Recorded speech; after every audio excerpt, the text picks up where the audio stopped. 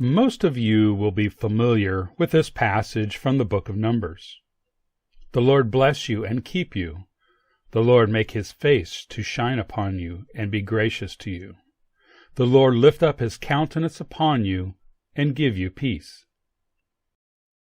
In this course, you will be learning how to examine the words in a given passage, such as these, in order to bring out their fuller meaning based on the Hebrew culture and language. As a demonstration, I have previously taken each of these words in red and thoroughly studied them. In the following lectures, you will learn the process of doing these Hebrew word studies so that you can take any word from any passage and do what I've done with this passage. The Hebrew verb Barak means to kneel, as seen in Genesis 24, verse 11. However, when written in the PL form, such as it is in the Aaronic blessing, it means to show respect. However, as respect is an abstract word, we need to uncover its original concrete meaning, which we can do by examining other words related to this verb. One such related word is the noun Barak, meaning knee. Another related Hebrew word is Barakah, meaning a gift or present. From this, we can see the concrete meaning behind the PL form of the verb Barak. It is to bring a gift to another while kneeling out of respect. The extended meaning of this word is to do or give something of value to another. Elohim respects us by providing for our needs, and we in turn respect Elohim by giving him of ourselves as his servants. The Hebrews were a nomadic people raising livestock. It would not be uncommon for a shepherd to be out with his flock away from the camp overnight. In order to protect the flock, the shepherd would construct a corral of thorn bushes.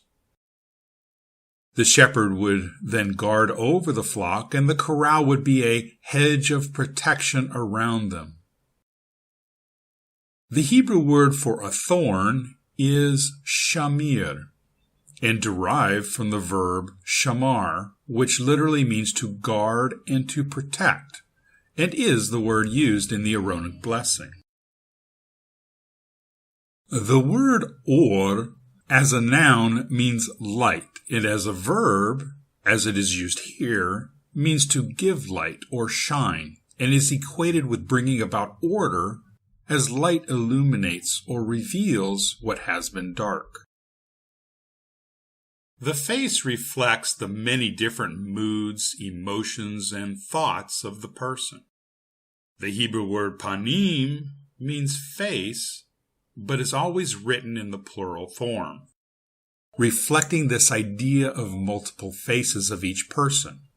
This word can also mean presence, or the wholeness of being of an individual. Most theologians will define grace as unmerited favor, but notice the abstractness of these words. The Hebrew verb translated as gracious in the Aaronic blessing is the verb chanan, and is often paralleled with other Hebrew words meaning healing, help, being lifted up, finding refuge, strength, and rescue. From a concrete Hebraic perspective, this verb means to provide protection. Where does one run to for protection? The camp, which in Hebrew is chana, a word related to Hanan. The Hebrew verb seem literally means to set down in a fixed and arranged place. When we hear the word peace, we usually associate this to mean an absence of war or strife. However, the Hebrew word shalom has a very different meaning. The root of this word is shalom, and is usually used in the context of making restitution. When a person has caused another to become deficient in some way, such as a loss of livestock, it is the responsibility of the person who created the deficiency to restore what has been taken, lost, or stolen. The verb shalom literally means to make whole or complete. The noun shalom has the more literal meaning of being in a state of wholeness or being without deficiency. Based on this research, we have the following definitions to these words. Bless, kneeling before you presenting gifts. Keep, to guard with a hedge of protection. Shine, illuminate bringing order. Face, wholeness of being. Gracious, to give comfort and sustenance.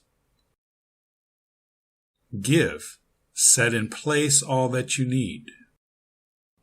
Peace, to be whole and complete. Putting all of this together, my paraphrase for the Aaronic blessing is, Yahweh will show you respect with gifts and will guard you with a hedge of protection. Yahweh will illuminate the wholeness of his being towards you, bringing order, and he will give you comfort and sustenance. Yahweh will lift up his wholeness of being and look upon you, and he will set in place all you need to be whole and complete.